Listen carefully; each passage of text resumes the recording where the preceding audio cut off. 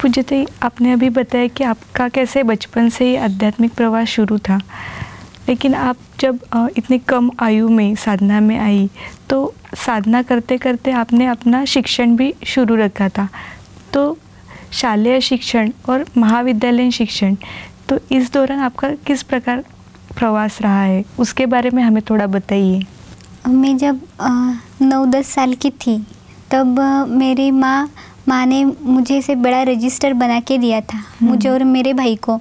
और उस रजिस्टर में हम प्रतिदिन नाम जप लिखते थे। तो एक इतना बड़ा पेज था उस रजिस्टर का, वो पूरा पेज हम नाम जप लिखते थे। वो नाम जप लिखने के लिए हमें आधा तो घंटा लगता था, मुझे और मेरे भाई को। तो एक दिन क्या हुआ कि माँ जिस सत्संग में जाती थी तो उस सत्संग प्रमुख है, तो वो घर आए थे हमारे। और उन्होंने कहा कि हमें दिन भर कम से कम 7 घंटा तो नाम जप करना चाहिए, ऐसे वो मेरे माँ को बताते थे। तो मुझे ऐसे लगा कि तो हमने भी इतना नाम जप करना चाहिए। तब मुझे ऐसे लगता था कि मैं ज़्यादा से ज़्यादा कैसे नाम जप करूँ। तो मैं ऐसे मेरे घंटे नाम जप करने के घंटे गिनने का प्रयास करती थी। यानी घर से स्कूल जाने तक का जो रास्ता है तो 20 मिनट का है, फिर से आने का 20 मिनट, तो 40 मिनट हो गए। तो सुबह उठने के बाद नहाना धोना, खुद का करना, खुद का खाना खाना, इसके जो कुछ मैंने समय का ऐसा डिवीजन किया था। और ऐसे मैं देखती थी कि मेरे दिन भर में 7 घंटे नाम जप होते हैं क्या, और मेरे उसके लिए प्रयास भी रहते थे। और किसी की ईश्वर का स्मरण रहना चाहिए, तो इसलिए क्या कर सकते हैं। तो ये मैं सोचती थी, मेरा विचार चक्र ऐसे ही रहता था कि ईश्वर का स्मरण होने के लिए मैं दिन भर क्या क्या कर सकती हूँ। तो कैसे था कि मेरे पास एक कंपास बॉक्स था, मेरे माँ ने दिया हुआ। तो वो ऐसे डबल डोर का था, यानी उसके ऊपर की बाजू से भी उसका दरवाज़ा खुलता था और पीछे की बाजू से भी। तो मैं क्या करती थी कि उस कंपास बॉक्स में जो पीछे की बाजू है, तो उसमें एक श्री गुरुदेव दत्त का चित्र छोटा, वो इतना है 1 रुपये का, वो, और परम पूज्य डॉक्टर जी का चित्र, वो मैंने रखा था।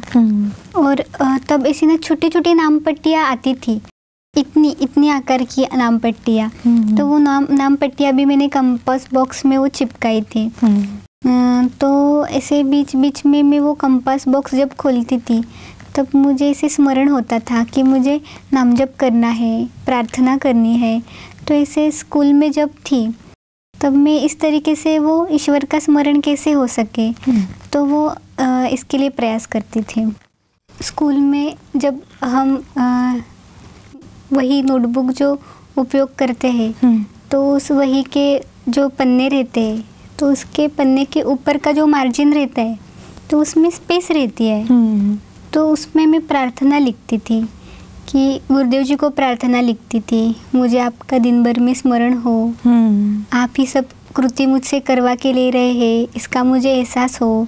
ऐसे कुछ प्रार्थना, कृतज्ञता, ऐसे मैं उस मार्जिन में लिखती थी।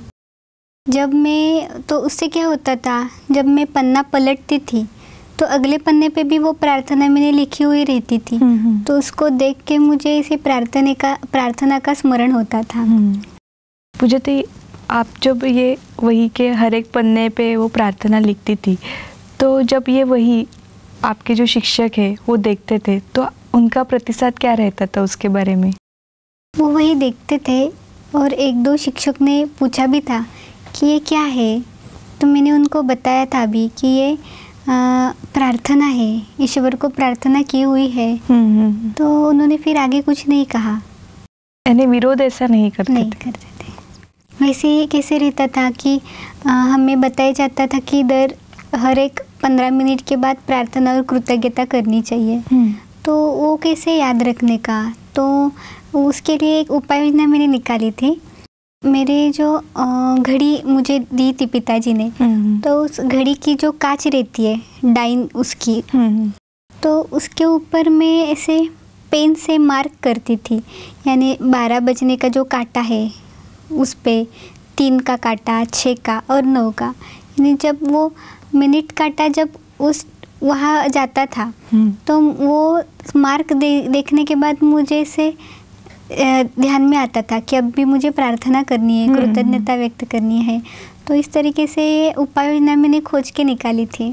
कितनी अच्छा है, यानी प्रत्यक्ष में ये उपाय योजना सभी को सीखने जैसी है कि कैसे कैसे छोटे छोटे उपायों से हम ईश्वर का स्मरण कर सकते हैं।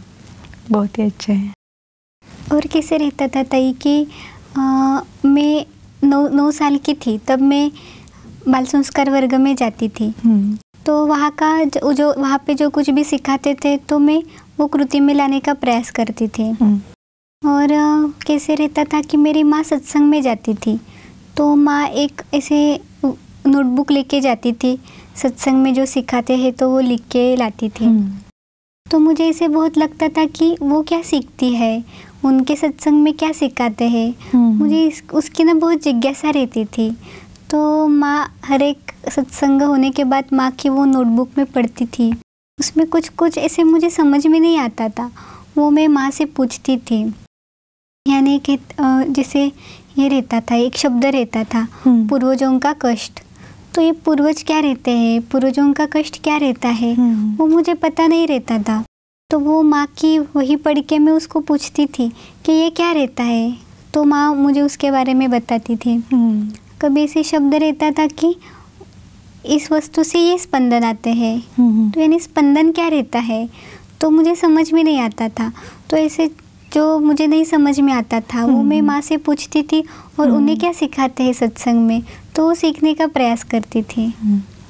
तो इससे कैसे पता चलता है ना कि जो सात्विक जीव रहता है तो वो अपने आप ही भगवान की तरफ आकृष्ट होता है, यानी वो ऐसे विषयों में अपने आप ही रुचि लेने लगता है और वो अपने आप वहाँ आकृष्ट होने लगता है। ये आपके उदाहरण से पता चलता है कि आपको उस विषय में कुछ भी पता नहीं रहता था, लेकिन आप अध्यात्म की तरफ किस प्रकार खींची चली जा रही है।